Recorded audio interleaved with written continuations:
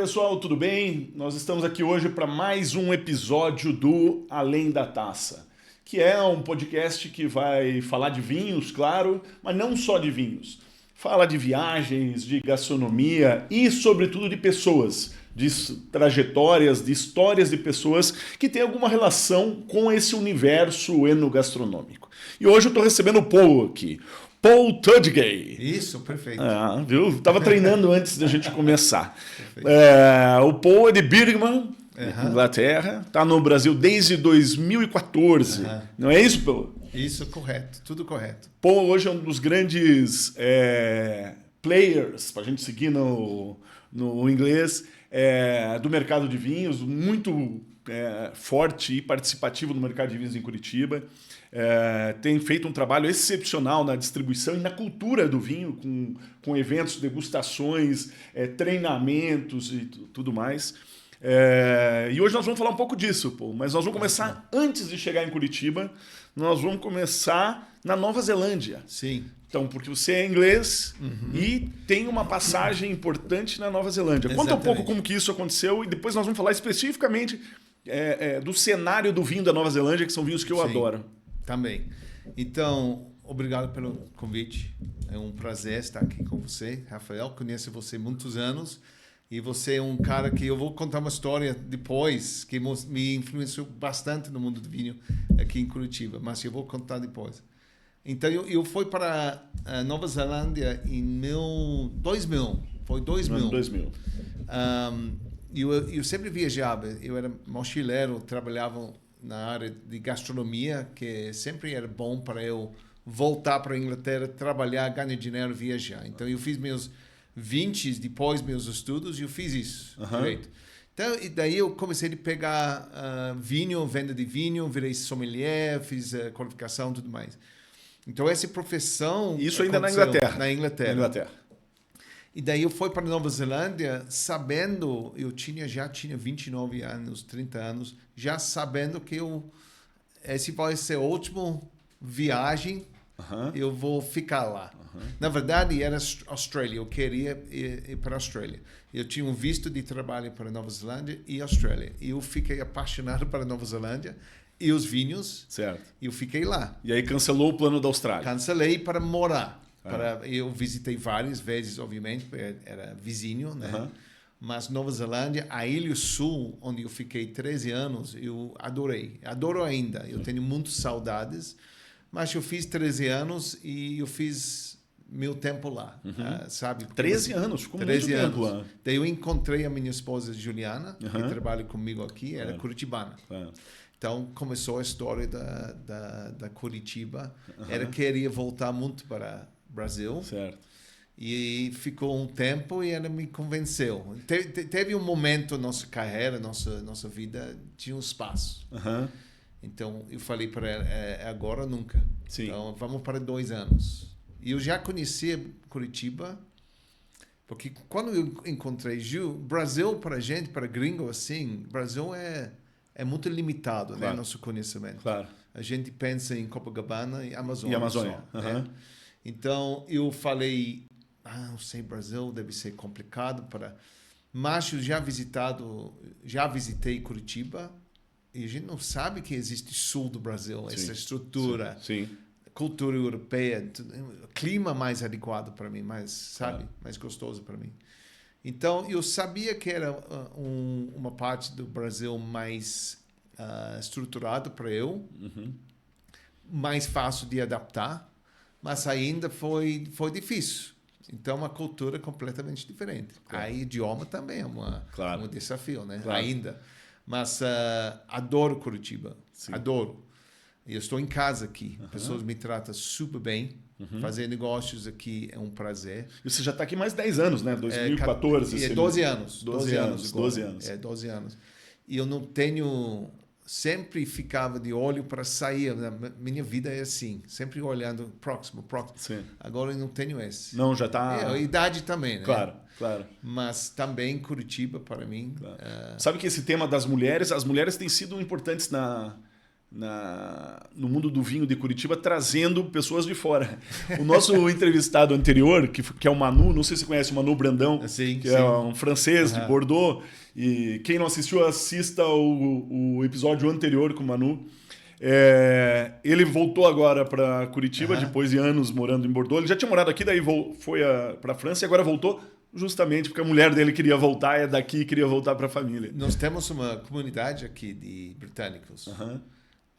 Não sei quantos, 30, 40, 50, não sei. Mas a gente encontra de vez em quando, fala todo dia no WhatsApp e a grande maioria é homem casado com brasileiro. Sim. Então, eu não sei o que isso dizer, mas é um fato. Sim. E vocês se reúnem para tomar cerveja ou para tomar vinho, quando os britânicos se reúnem? Cara, o britânico é muito mão fechada com vinho. Eles compram vinhos da mim, mas, cara, eu preciso trazer alguma coisa bem baixo em preço para eles, sabe? E eles não se importam em qualidade, assim, essa galera aqui. Mas é uma coisa geral. Eu passei anos e anos convencendo meu irmão, ele não bebe mais, mas quando ele bebia, ele gastava tipo 7, 8 libras. Uma garrafa de vinho durante 20 anos. Sim. Cara, e a inflação? Sim. ele manteve nos 6, 7. Cada ano está tomando pior. Sim, assim. Claro. Então tem que subir um pouco agora. Vai para 12. Mas sabe 13. Que isso é um ponto interessante que entra já numa discussão sobre a cultura do vinho em países onde é mais madura essa cultura, né? Que as pessoas aqui... Nós estamos evoluindo muito, mas a cultura do vinho aqui é um bebê, né? Sim. Nós estamos falando de um mercado de 25 anos. Sim. Eu comecei em 2001 e pouquíssima gente falava sobre vinho e a oferta de vinho era muito limitada e tudo mais. Nós estamos falando de 25 anos. O brasileiro ainda, alguns olham muito o vinho como status, né? Como um momento especial de glamour, como uma celebração e tudo mais. E esse de país mais maduro, ele toma o vinho muito por hábito e tem um valor X e está dentro do orçamento, né? Sim. Eu tenho amigos portugueses que falam isso, que assim, compram no supermercado e ele fala, não, meu teto é 5 euros, eu pago 5 euros e vou escolhendo coisas dentro disso e pronto. Exatamente. Inglaterra é um pouco diferente porque não produz muito vinho, não tem essa tradição de produção como Portugal, Espanha, Itália, França. E você sabe, na Itália, pessoas têm videira no quintal, lá produz vinho, troca para tomate. Isso, troca com o vizinho. Mas Inglaterra tem uma grande tradição e história de negócios de vinho. Isso. Tá? Então, era elitizado também. Tá? Então, ele ainda tem uma coisa de status na Inglaterra, porque não era tipo o fazendeiro, sabe? Sim. Essa parte de cultura. Sim. Era business. Claro. Então, eram os ricos, os nobreza que tomavam vinho. Hoje em dia, obviamente, é muito mais democrático. E era durante a minha vida inteira, na verdade. Era acessível para todo mundo na Inglaterra. Sim. Mas ainda, quando eu falei para minha mãe, estou falando em 20 anos atrás, eu vou trabalhar com vinho, vai ser minha profissão. Ela falou isso. Meu irmão falou a mesma coisa. O que você sabe sobre vinho? Ou seja, vinho não é para nós. Nós somos classe trabalhador. Meu pai era taxista. Meu irmão trabalha com futebol, sabe? Essa é a nossa cultura. Vinho não é nós. Então, a Inglaterra ainda tem essa... Mas é mais vinculado, não necessariamente com a economia, mas o class system, né? Claro. Então, Sabe que no episódio passado, com o Manu, a gente falou um pouco sobre a influência da Inglaterra, sobre o que aconteceu no mundo do vinho, de uma forma geral. Né? Os vinhos de Bordeaux, os vinhos do Porto, os vinhos de Jerez, enfim. Era o grande distribuidor, né? Claro. Para o resto da Europa. O Thames, o rio lá em Londres, a grande parte era vinhos chegando da Europa e fazendo engarrafamento na Inglaterra ou mandando barrigas mesmo para o resto do mundo. Claro. Estados Unidos, Austrália, Canadá, etc. Claro. Então, era muito importante no business, na distribuição. Por isso, Bordeaux, a proximidade de Bordeaux, a saída do porto para a Inglaterra é muito próxima. Claro. Então, Bordeaux, sim, o terroir, mas... O fato que ele é muito acessível para a Inglaterra é um dos fatores porque Bordeaux cresceu tanto também. Claro. Jerez e Porto, tinha outros motivos relacionados com guerra, com casamentos, com essas épocas da Europa. Mas a Inglaterra é muito importante. Mas quantas pessoas me perguntam aqui em Curitiba, você é inglês, o que você sabe sobre vinho? Você não é whisky, cerveja? Claro. Somos flex. Porque como não é um país produtor, a pessoa não associa, né? Sim, mas somos flex, a gente toma de tudo. Agora, para a gente voltar na Nova Zelândia, né? Então você foi para a Nova Zelândia, tinha decidido que ia passar um tempo fora, mas já tinha decidido que trabalharia com vinhos lá? Sim. Esse já saiu com esse objetivo. Mas eu era ainda sommelier. Certo. Então, eu já tinha qualificações, já era formado, mas em serviço. Tá? Sommelier mesmo. Tá? De restaurante. Em restaurante. E eu nunca trabalhei muito em loja. Eu fiz uns estágios, mas não é meu papel. Assim, eu gosto de ser mais animado, mais... Sabe? Movimenta, sim. Então, eu não gosto de ficar parado, sabe? Então, como loja, assim. Sim. Então, eu fui para a Ilha Sul, mas não tinha muita oportunidade para sommelier. Na Nova Zelândia, como o Brasil, era começando no mundo de vinho. Mas produzindo bastante vinho e dominando certos mercados. Certo. Naquela época, Cloudy Bay já tinha feito aquele trabalho incrível delas na Europa, na Austrália, começando nos Estados Unidos. Então, Nova Zelândia estava na alta. Tá? Para a gente contextualizar, a Cloudy Bay é um produtor que hoje é grupo LVMH, né? É mesmo grupo de Moet Chandon e Veuve Clicquot e tudo mais, e que foi o grande... a bandeira do vinho da Nova Zelândia no mundo, né? Foi o primeiro quem fez a marca e a imagem do vinho da Nova Zelândia em mercados formadores de opinião. Né?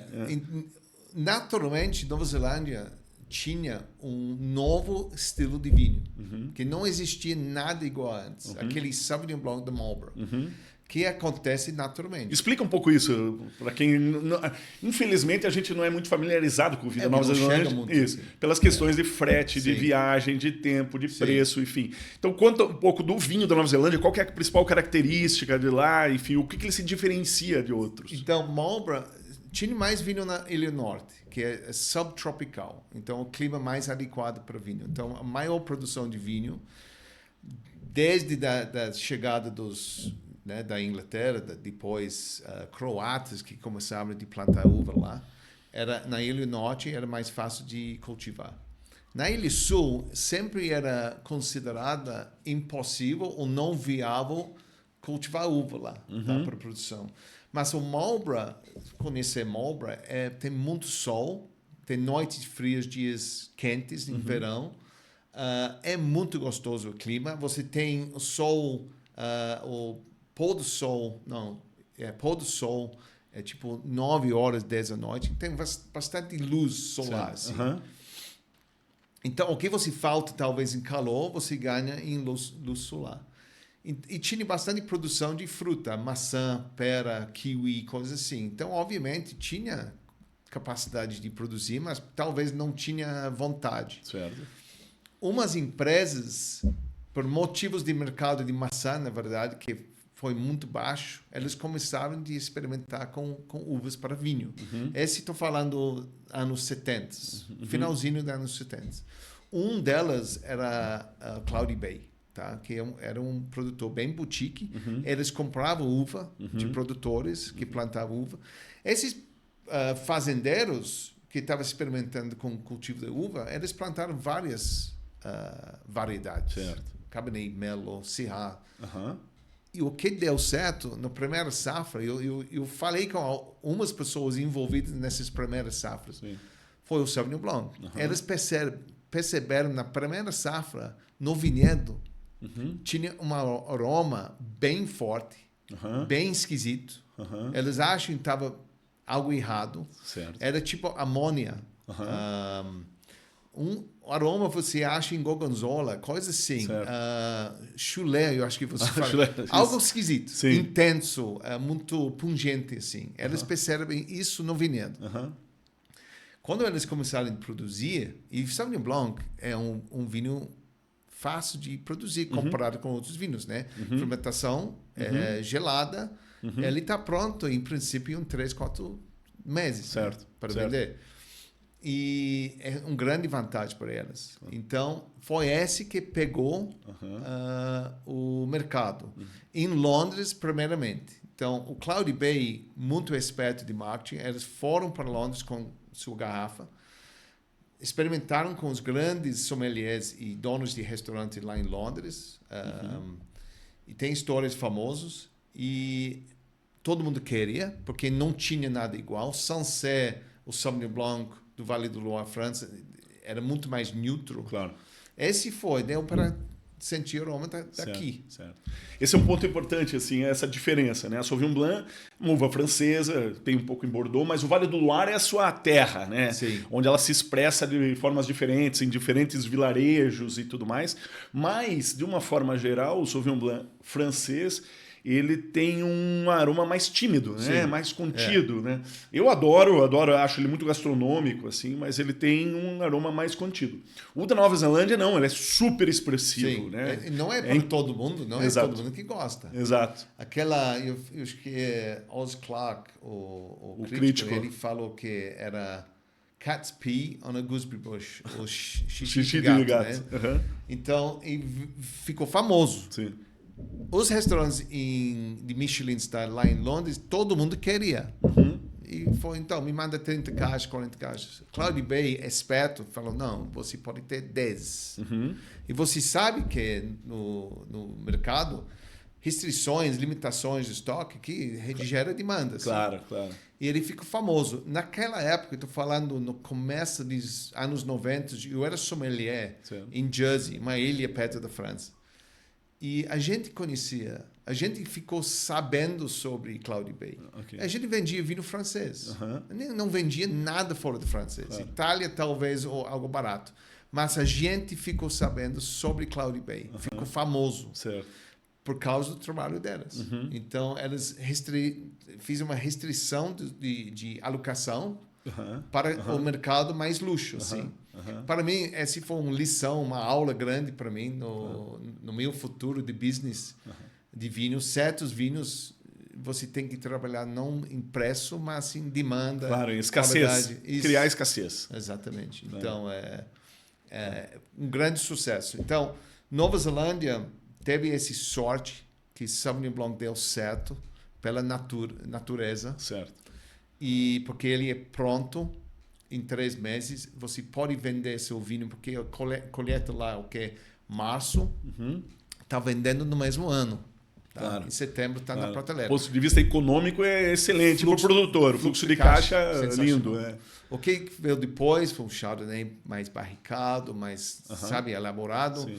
Pinot Noir, que é um grande sucesso, mas Pinot Noir tem suas dificuldades, baixa produção, um mercado muito nichado, difícil de produzir. Isso, uma uva mais temperamental. Né? Mas com essa base de Sauvignon Blanc, que traz caixa, né, eles conseguem fazer um belo vinho que agora é muito famoso.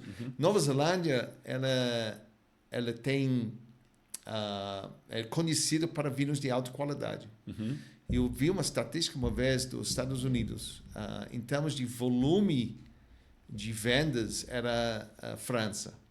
Tá? Então, volume de vendas de vinho era a França. Em termos de ticket média, número 1 era a Nova Zelândia. Então, lá, a imagem da Nova Zelândia para vinho é muito alta. Sim. E sempre era para a gente na Inglaterra. Manteiga, queijo, cordeiro da Nova Zelândia. Se tivesse a bandeira da Nova Zelândia, era qualidade. Sim. E esse foi feito para os produtores lá. Claro. Não era de nada, não era sem querer. Claro. Agora, você falou agora, a Nova Zelândia é reconhecida por ter um rebanho de cordeiros gigantesco, né? Sim. E aí, eles tomam com Sauvignon Blanc? Não, Pinot Noir. Com Pinot Noir, claro. Mas você sabe, eles exportam os melhores, né? Então lá você paga caro como aqui, né? Paga caro para carne e não é a melhor carne, você tá... A melhor seleção sai. Sim, sai.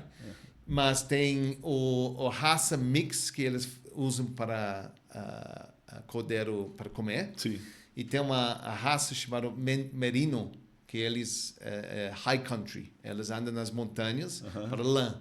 Então, a melhor lã do mundo vem de lá. Mas uma outra raça. Essa raça dá para comer também, mas é muito forte. Entendi. Lembra um pouco, às vezes, você pega cordeiro aqui no Brasil e tem aquele... Sobretudo cordeiro mais velho, assim, carneiro mais velho. Sim. Mas é muito forte, sim. É gostoso, mas não dá para comer tudo. Sim. Mas a raça comercial para carne é bem suave, sim. E você come mal passado. Claro, claro. Bom, e aí esse cenário da Nova Zelândia, então, a Sauvignon Blanc foi sempre a grande uva, né? E aí tem Pinot Noir. E hoje tem produção de outras uvas também? Como que tá? Então, ele tem 2 ilhas, né? A ilha norte, mais subtropical. Clima como Curitiba aqui, sabe? Pouco mais quente lá, mais norte. Porque Nova Zelândia é norte-sul, sabe? Então, obviamente, mais norte você vai, mais quente fica. E lá você tem mais Bordeaux, blends Bordeaux, Cabernet Merlot, Malbec, Já tomei bons Merlots da Nova Zelândia. É uma região chamada Hawke's Bay. É uma ilha perto de Auckland. Eu esqueci o nome dessa ilha, mas produz bastante vinhos mais encorpados, mais estruturados. Hawke's Bay tem a maior produção da Ilha Norte. Produtores famosos, Craggy Range, Temata, muito famoso. Temata é super famoso. Chardonnay, excelente também. Mais barricado aí. Mais barricado, mais rico. Mas ainda não chega naquele ponto da Austrália, que são vinhos bem alcoólicos, bem frutados. Ele é um pouco mais elegante, um pouco mais bordelês do que Novo Mundo. Daí você tem uma região no sul da Ilha Norte, chamada Martinborough, que produz famosos Pinot Noirs, Atarangi, Martinborough Vineyard, Dry River, vários. É bem boutique, preço muito alto. Sim. Daí você chega em Marlborough, que está em cima da Ilha Sul. Certo. Essa é a maior região. Ele representa mais que 50% da produção da Nova Zelândia. O grande parte disso é Sauvignon Blanc, uns 70%. Mas produz excelente Chardonnay, Riesling, Pinot Grigio, tá? Aquela uvas de clima fresca, adapta super bem lá. Você tem provado os Sauvignon Blanc brasileiros da região de São Joaquim? Lembra um pouco. E eu ia te perguntar, né? Ele tem alguma similaridade, né? Conhece o Vivaldi? Claro.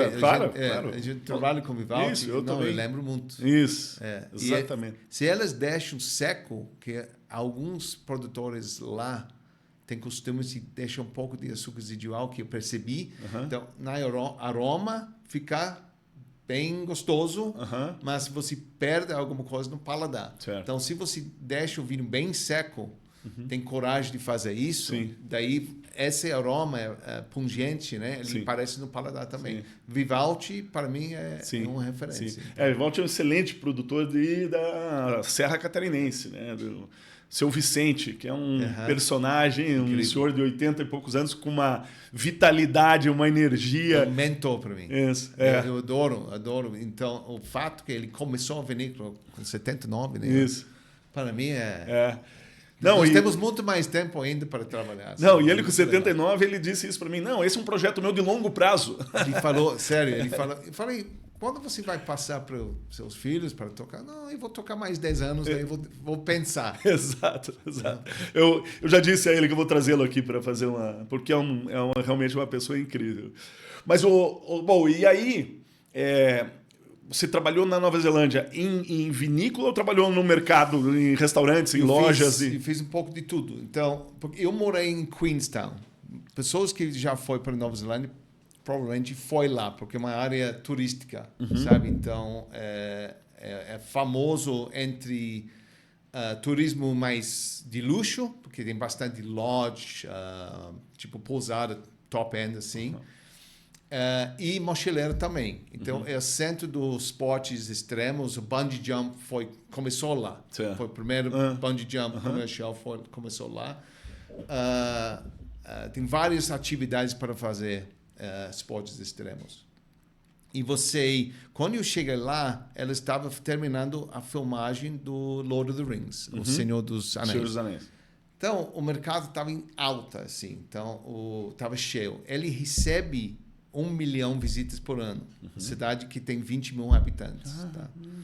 E eu cheguei em 2000 e o mercado estava muito bom, estava excelente. E eu trabalhava como sommelier em um dos melhores restaurantes lá, chamado Boardwalk. Foi vendido estou falando em 20 anos atrás, né? Mais.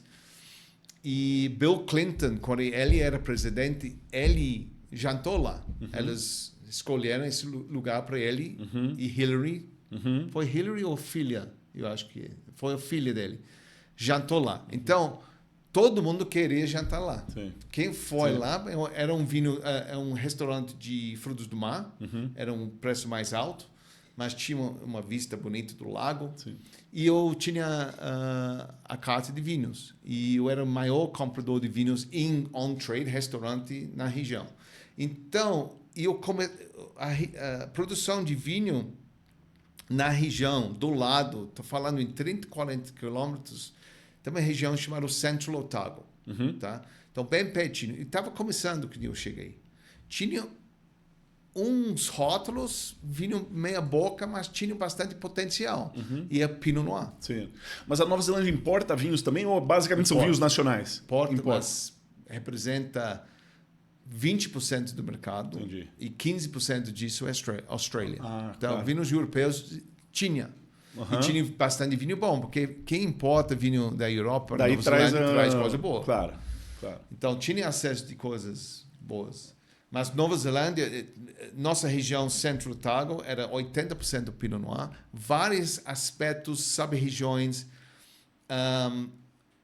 algo a ver com Borgonha, sabe? Solos diferentes, bastante diferença na taça para perceber entre essas regiões. E os enólogos e os produtores indo para Borgonha para treinar, sabe? Porque, obviamente, outro hemisfério você pode fazer duas colheitas por ano. Então, avança muito rápido. Claro. E esses caras, logo antes, eram fazendeiros. Sim. Sabe? Estavam cultivando maçã ou batata. Sim, agricultores. E eles viram grandes personagens de vinho no mundo. Porque o mundo de vinho é pequeno. O mundo de Pinot Noir é muito nichado. Claro. Sabe? Claro. Então, elas começaram a fazer conexões, convenções, elas trouxeram bastante produtores da Borgonha para a região. Então, foi uma experiência incrível. Né? Então, eu era sommelier, eu virei depois comercial, comecei de vender para uma importadora. Certo. E professor, eu trabalhava por uma escola hotelaria, fazendo aulas de vinho. Então, começando assim, eu avancei nas minhas qualificações de sommelier, participei em uma competição de sommelier, blá, blá, blá. Eu fiz isso durante 10 anos. Sim. Até eu virei gerente de uma vinícola chamada Northburn Station. Que essa vinícola depois foi vendida para... Cloudy Bay. Cloudy Bay, né? Então, exato. Fizemos um século agora. Então... Voltamos para o Cloudy Bay, tá certo?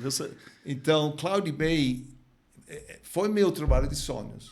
Tá? Eu conquistei esse trabalho e foi incrível para mim.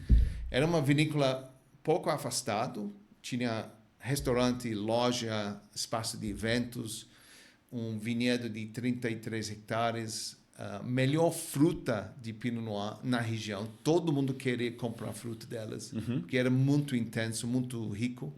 E eles produziam vinhos delas, tá? Mas era um pouco amador, assim. Era um pouco... Porque eles eram fazendeiros. Sim. E eram mais turismo do que do mundo do vinho. Certo.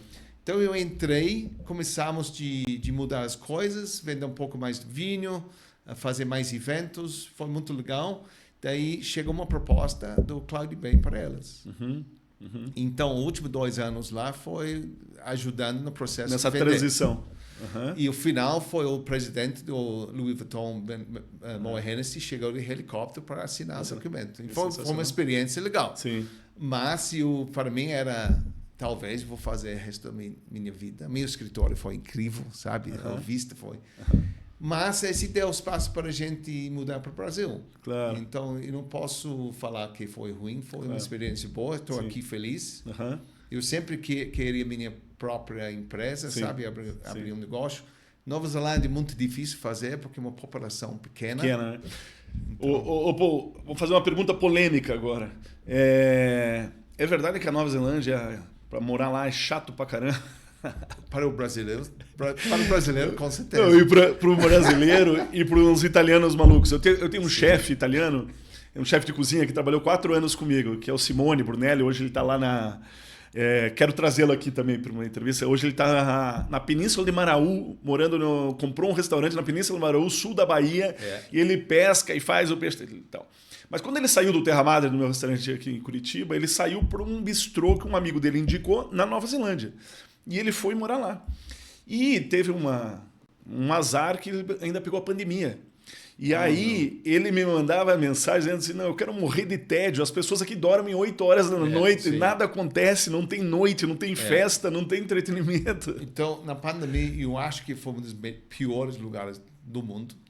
Muitos amigos meus quebraram, sim. Porque a economia é 30% turismo. Imagina, e eles fecharam. De um dia para o outro acabou. E outra coisa, eu morava em Queenstown, é o único lugar que eu gostaria de morar na Nova Zelândia, porque tinha movimento de turismo, sabe? Certo. A maioria das cidades são pequenas, tudo fecha 8 horas. Ele disse isso. Dorme 8 horas, é a cultura delas. Então, sim, muito chato. Na Ilha Sul, o pior. Ilha Norte, você tem cidades grandes, né? Auckland, Wellington. Sim. Tem mais vida, mas eu morei em Auckland 3 meses e não gostei. Então, Queenstown, porque era mais internacional, claro. E a cultura delas é fechada. A maior cidade é Auckland. Auckland, maior cidade, capital Wellington. Sim, isso. Mas a cultura delas é fechada. São pessoas ótimas, as pessoas mais práticas do mundo, mais honestos. Não existe corrupção, sabe? Quase nada. Se você deixa alguma coisa, eles deixam lá para você pegar depois. Honestos. Mas são fechadas. Claro. Não tem muita cultura em termos de música, de arte. Depende do que você quer. Sim. É limitado. Sim. Para brasileiro, Austrália é mais... Claro, mais divertido. É parecido porque todo mundo mora no litoral, sofá e tudo mais. Claro. Então, tem pessoas da Nova Zelândia, tem pessoas que gostam mais da Austrália.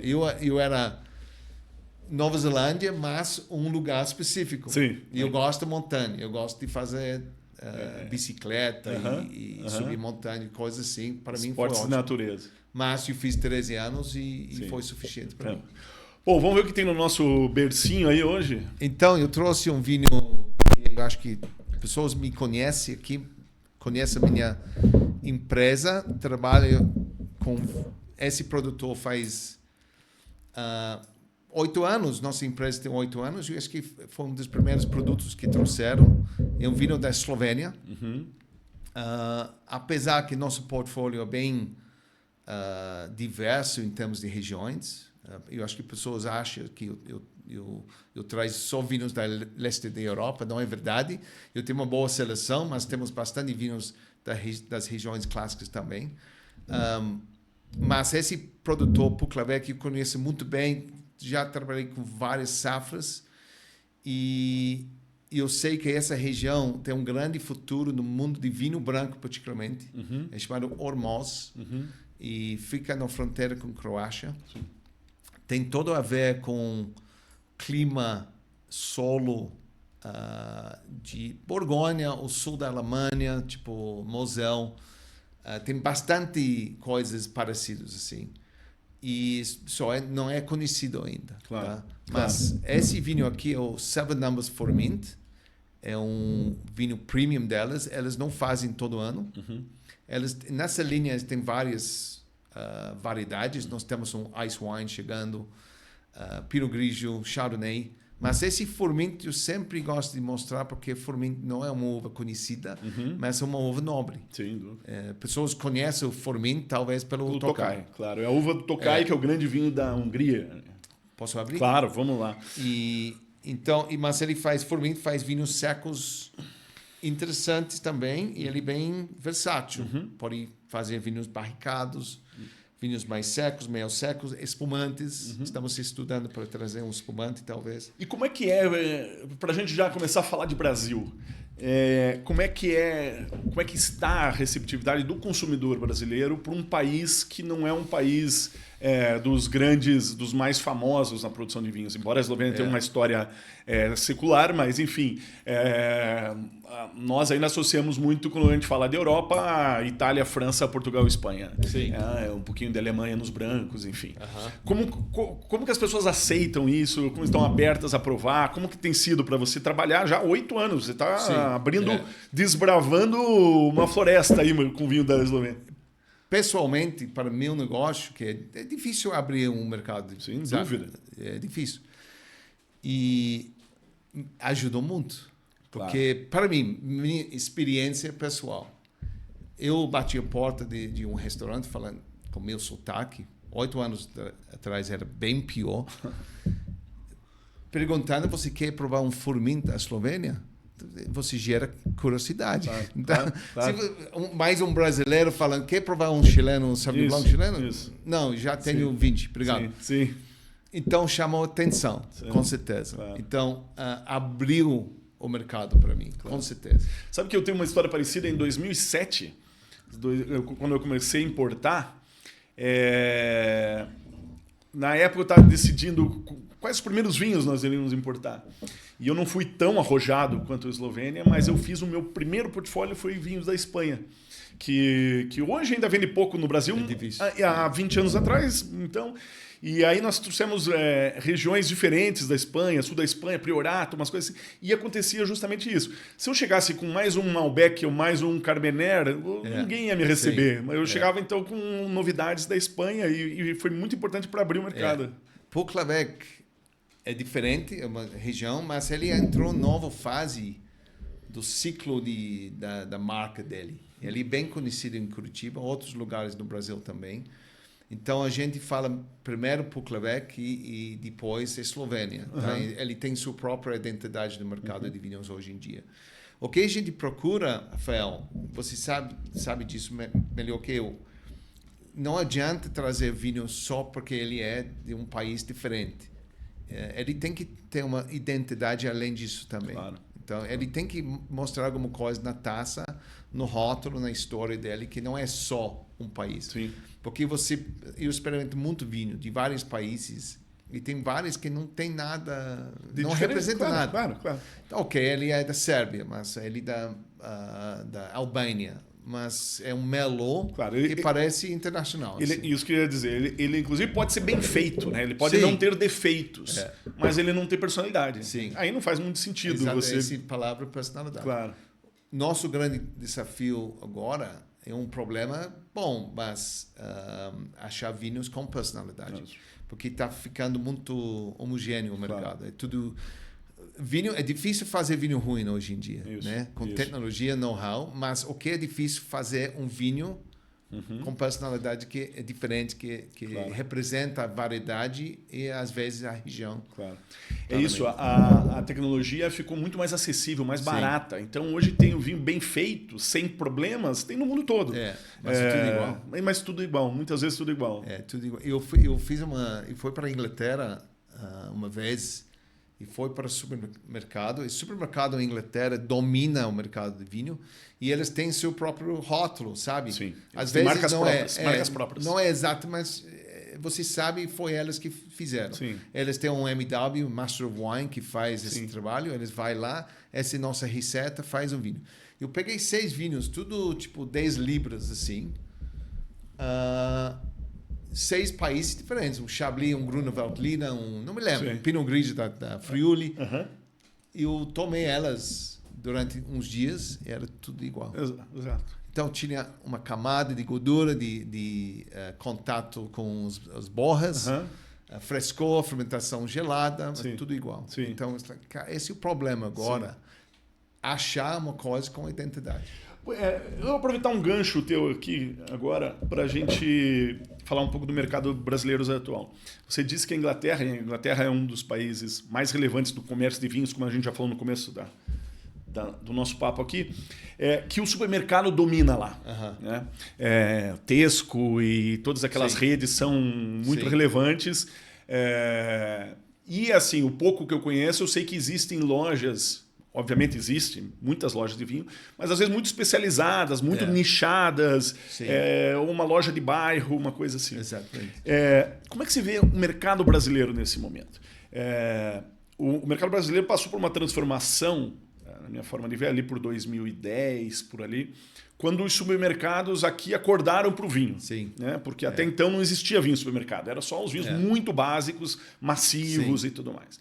Hoje as redes de supermercados, muitas delas trabalham bem isso, numa boa seleção e tudo mais. Como é que você vê isso? Você acha que o mercado no Brasil também vai ficar restrito aos supermercados, no varejo de vinhos? Com certeza. Eu acho que eles vão ganhar cada vez mais espaço, mas as regras, o que aconteceu o que eu vi acontecer na Inglaterra e Nova Zelândia também, os supermercados dominam tudo, não necessariamente vai acontecer de novo, porque tudo mudou de novo. Temos e-commerce, temos IA acontecendo agora. E eu acho que não é difícil a gente falar exatamente o que vai acontecer. Brasil tem uma característica, talvez é só Curitiba, mas ainda você acha açougues independentes aqui, você acha casa de massas independente. Esse você não vê mais na Inglaterra. Então, talvez voltou um pouquinho porque tem um movimento de gastronomia mais boutique. Certo. Mas é muito nichado, nível alto. Estou falando com cada bairro tem uma padaria, tem uma açougueiro, casa de massas. Esse não existe. Os supermercados fazem tudo. Então aqui você tem esses segmentos ainda que eu acho interessante. Sim. Um hábito brasileiro para comprar da mesma padaria que o pai comprava e tudo mais, sabe? O mercado de vinho, os supermercados vão dominar cada vez mais. Diferente do que a Inglaterra. Eles têm, para mim, uma seleção de vinhos pouco limitada. Porque eles importam vinhos, né?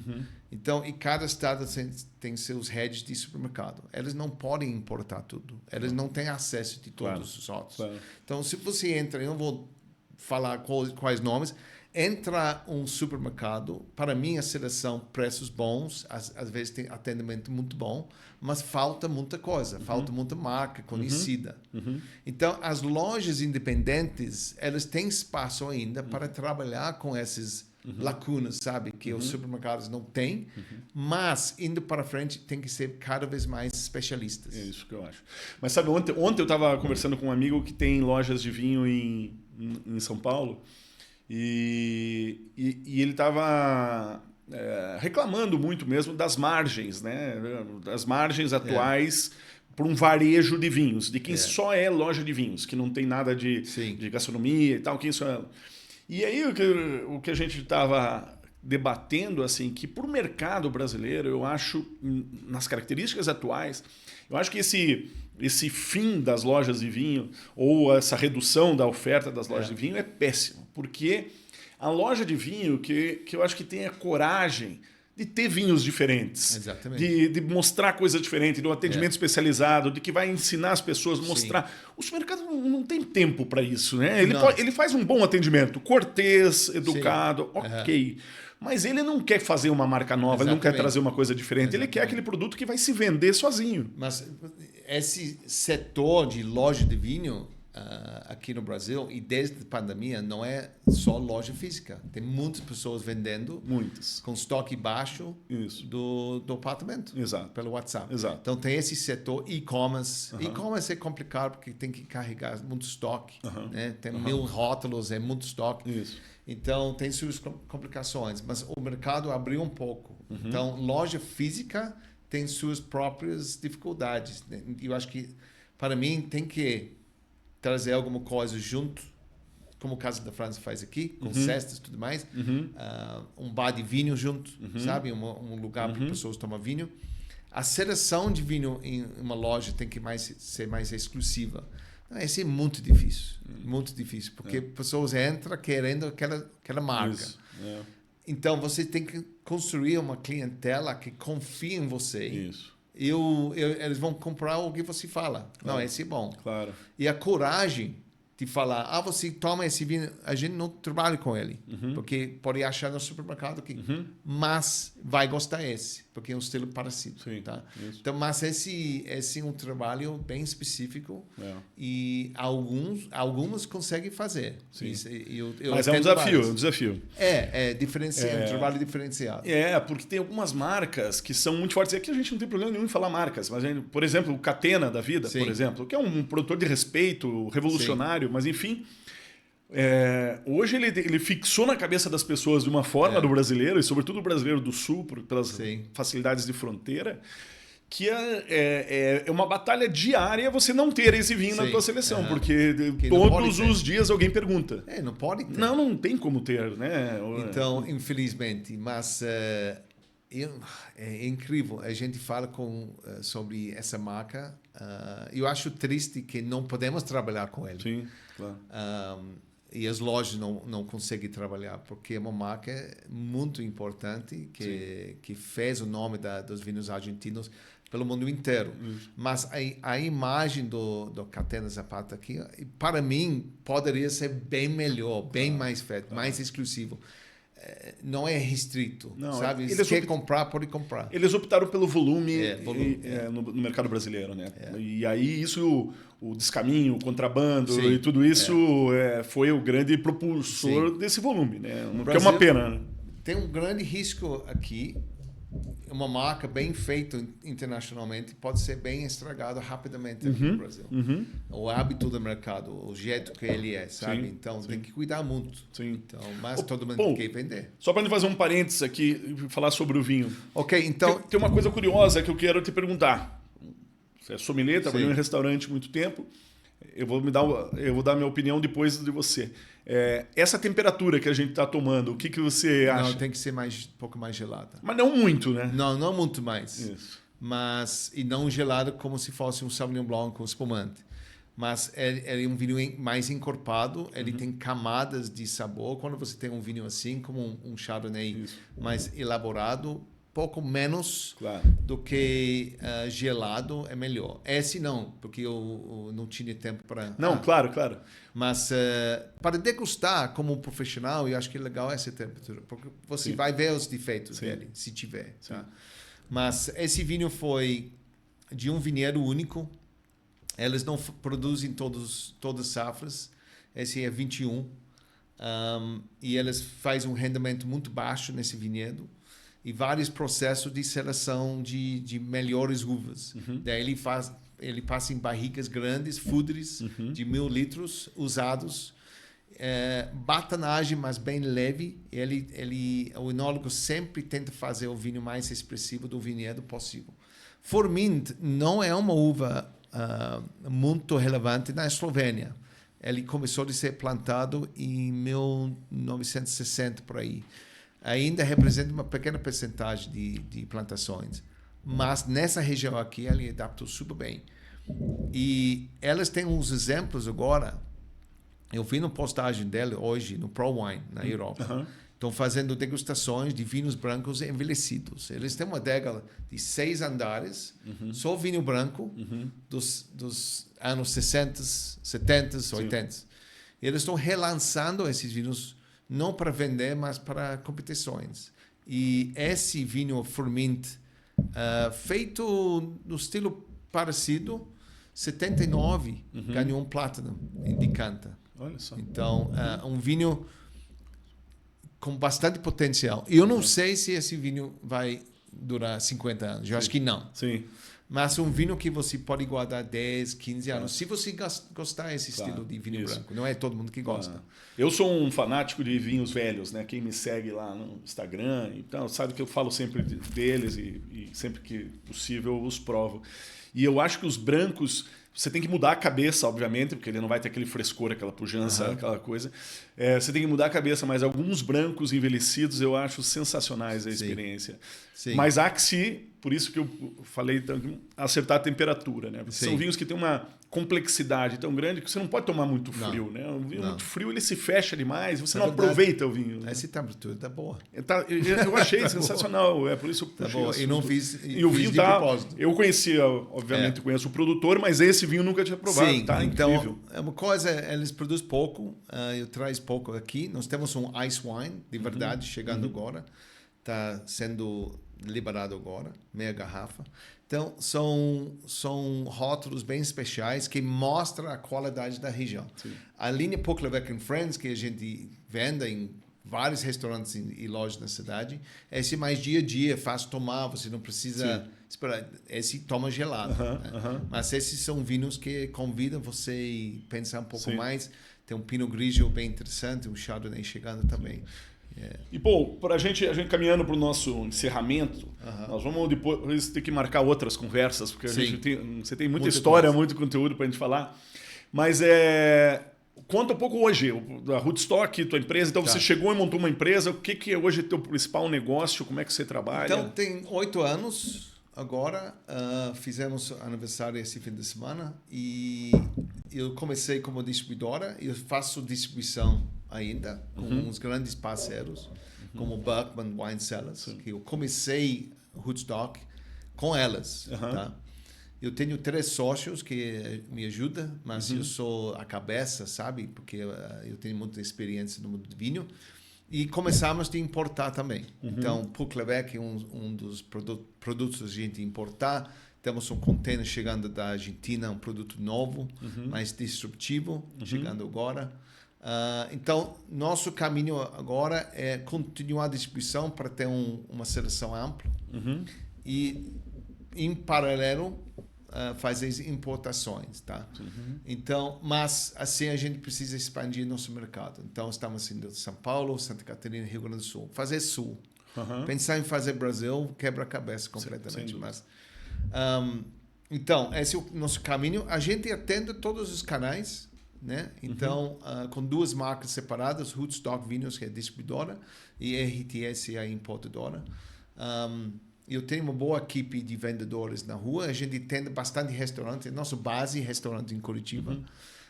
E focado muito em serviço. Eu não contei essa história ainda, mas quando eu cheguei em Curitiba, procurando oportunidade para trabalhar com vinho, eu visitei vários restaurantes. E eu vi poucos com pessoas tomando vinho. Falando em 2015, 2016. Barolo foi para Potini, esses lugares tinha, mas a maioria dos lugares, e quase nunca durante o almoço. Então, eu fiquei preocupado. O que eu vou fazer aqui? Porque não tem mercado de vinho. Em primeiro lugar, eu vi pessoas tomando vinho em um lugar mais tranquilo, mais, sabe, democrático, vamos dizer, foi o Mercado Teca. Então, qual ano você abriu lá? 2015. Então. 15. Foi lá um sábado e eu vi todo mundo almoço tomando vinho. O que tem diferente aqui? Você tinha um barril com vinhos abertos. E era, quer uma taça, quer uma garrafa? Era aberto, não era sommelier, tudo, sabe, formal. Então, cara, tem mercado. E não está sendo atendendo corretamente, vamos dizer. Não, sabe, é muito fechado, muito exclusivo. Então, desde então, a gente atende 100 restaurantes em Curitiba. Esse não era possível antes. Tinha 12, 15 lugares. 100 restaurantes ativos. Então, o mercado mudou. Sem dúvida. A gente focou muito em serviço, treinamento, pós-vendas, ajudar o cliente a crescer em vendas, treinar a equipe dele, monitorar as vendas. Esse não está saindo, vamos trocar. Posicionamento na carta, criação da carta, coisas assim. E vinho ainda, em muitos casos, não é trabalhado na forma certa. Pessoas acham que é igual que destilado ou cerveja. Vinho não é assim. Tem que ser vendido diferentemente. Tem que ser explicado na mesa. É pouco mais complexo, sim. Tem que treinar diferente. Mas o valor para seu negócio, restaurante é muito melhor. Claro. A sua imagem. É um prazer trabalhar com vinho. Claro. A experiência com sua gastronomia, um drink, desculpa, sabe? Drink gostoso no começo, mas tomar drinks durante uma refeição bem feita para o vinho é a única coisa para mim. opção. Então, estamos tentando de fazer. Eu ia te perguntar, qual que é o maior desafio para vender para restaurantes? Qual que é a grande dificuldade atual? Concorrência sempre, mas esse é o mundo todo. O grande desafio realmente é esse aqui. Fazer o dono, ou quem toma a decisão, acreditar que vinho é o produto certo para você vender. Mas a gente precisa fazer da forma certa. Não é só joga 20 rótulos na carta e tchau. Sim. Não vai funcionar. Você vai ficar desanimado. Tá? Vai ficar com estoque parado. Então, vai reduzir, vai vender drinks. Tá? A experiência para seu cliente final vai piorar. Sim. Então, é isso aí. Chama Hoodstock, a gente ajuda. E não é só venda e faturar e tchau. Realmente, estamos tentando de melhorar o serviço de vinho. E cada mais desafios. E o que um vinho precisa ter para entrar no teu portfólio? Como é que você faz essa... Obviamente, uma relação de preço interessante, mas como é que você faz essa curadoria, né, que é a palavra do momento? Qualidade na taça, já falamos sobre personalidade. Né? Alguma coisa que traz, ele tem que encaixar na seleção. Não adianta ter muita coisa repetida. Rótulo como apresentação bonita, importante. Quando chega na mesa, é importante. Pode ser superficial, mas é importante. Sim, preço. Se trazer de fora, tem uma série, você é importador, uma série de considerações, relacionamento com o produtor, exclusividade, então tem vários preços, né? Rapidez da chegada, facilidade de trabalhar com o fornecedor. Como distribuidora, fornecedores, eu tenho poucos parceiros, essa é logística. Logística flexível, rápida, estoque bom, pouca ruptura. E eu tenho bastante estoque, eu posso comprar volume, sim, mas às vezes precisa comprar alguma coisa pontual e precisa de forma mais rápida possível. E muitos importadores falam nessa parte, serviço assim. Fica muito devagar para trabalhar, muito enrolado. Então, tem vários fatores estruturais, logística. Final do final é qualidade e custo-benefício na taça. No final, meu cliente final, nem vou ver ele, às vezes, ele vai tomar aquele taça, eu paguei R$25 de taça, ele está feliz? Ele representa o que ele comprou? Beleza, esse é o final. Então, tem todos esses passos para chegar naquele ponto. Né? Boa. Pô, vamos fazer algumas perguntas aqui rápidas, para a gente finalizar. Essa aqui para quem adora vinho, é impossível de responder, mas eu gosto de colocar as pessoas em situações difíceis. Um vinho inesquecível. Um vinho inesquecível. Cara, isso é difícil. Um vinho inesquecível. Então, Família Torres, um grande produtor da Espanha, eles têm um vinho em Priorat chamado Mas de la Rosa. Tá? Eu posso dar vários exemplos, mas esse foi talvez mais recente. Eu tomei esse vinho do lado do vinhedo. É um dia lindo em Priorat, sempre lindo. Um vinhedo Grand Cru, inclinado com aquele Bush Wine, sabe? 120 anos a idade. Tem uma casa de pedra, uma mesa lá fora e tomando esse vinho de Magnum. E nunca chegou no Brasil esse vinho. E estamos tentando de convencer elas a vender para a gente umas garrafas. É chamado Mas de la Rosa, um vinhedo único. É um Grand Cru de Priorat.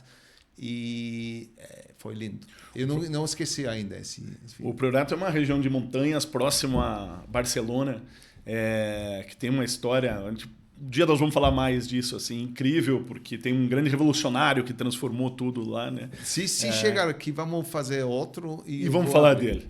Bom... Uma região que você ama, assim, que aquela região para você de lá saem coisas incríveis, assim, mas que fala com o teu coração. Eu adoro Centro Otago. Eu tenho uma grande conexão de Pinot Noir. Infelizmente não trabalhamos aqui com os vinhos delas, mas eu conheço essa região melhor do que qualquer outra. Eu visitei várias, mas de forma mais superficial. Lá eu participei em várias safras, ajudou, sabe? Ajudei em verificação e eu conheço cada pedacinho, sabe? Então, tem que ser Centro Otago. Bom. Um vinho que não precisa ser o vinho especificamente, mas pode ser um estilo de vinho que todo mundo deveria provar uma vez na vida? Eu teve uma conversa semana passada. Minha esposa, Juliana, é um grande apreciador de Riesling. Tá? E Riesling é muito nichado, sabe? Um branco. E eu entendo porque pessoas não gostam, não sabem que é doce e seco. Blá, blá, blá. Às vezes é um vinho simplesmente não gosta. Vinho Riesling envelhecido. Quando a gente vai para a Europa, normalmente a gente passa lá em Frankfurt, sabe? Tem uma loja boa lá. Eu sempre compro 3, 4 garrafas e coloco lá na adega em casa. Sim. Nós temos uma mini coleção, mas não é para tomar agora. Com 10, 12, 15 anos. E vinho Riesling envelhecido, ele muda a personalidade. Então, se você não gosta de Riesling jovem, vai gostar. Provavelmente deu uma chance para o envelhecido. Porque a cor fica mais assim, mais dourado. Ele fica mais mel. E a textura muda. Ele é um toque de baunilha, mas não de barrica. Uma coisa curiosa. Fruta seca. É lindo. Uma experiência linda que poucas pessoas sabem. Alguns dos melhores brancos da minha vida são Riesling de Egon Miller. E aí já com idade. Assim. Sim, aí é uma experiência. É uma experiência. Ele muda completamente. Ele vai vertical para mais horizontal. Assim. Exato. Uma harmonização que é perfeita, que vai dar certo. Uau.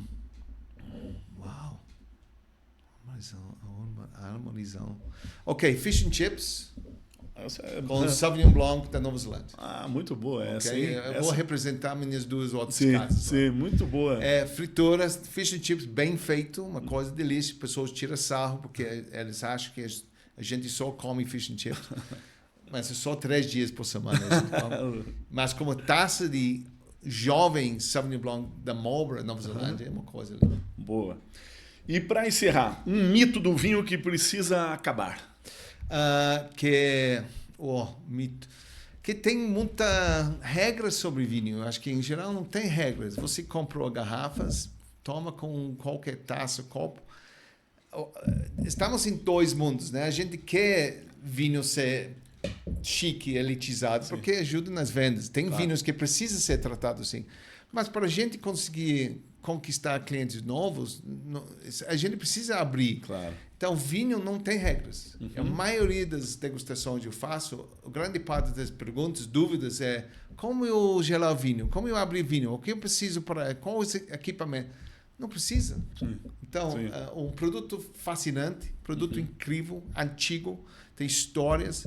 E eu acho que ele tem algo para todo mundo. Gosta de arte, história, política, marketing, ciência. Tudo. Tem tudo.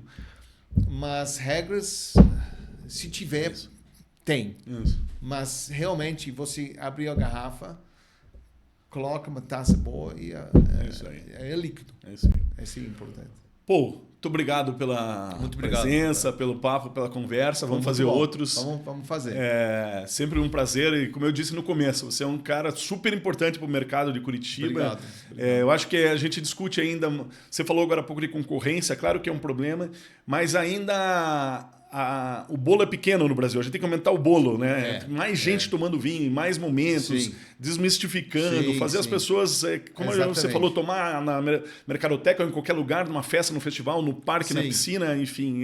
Mas, sinceramente, não estou puxando o saco, mas aquele momento, eu contei essa história 1000 vezes, foi o momento que eu decidi de abrir o Rootstock, porque daí demorou um pouco para a oportunidade aparecer. Mas eu vi no mercado tech, no primeiro vinho, né? Isso. Não, aqui tá certo. Aqui tem que ser assim, mais aberto, mais, sabe?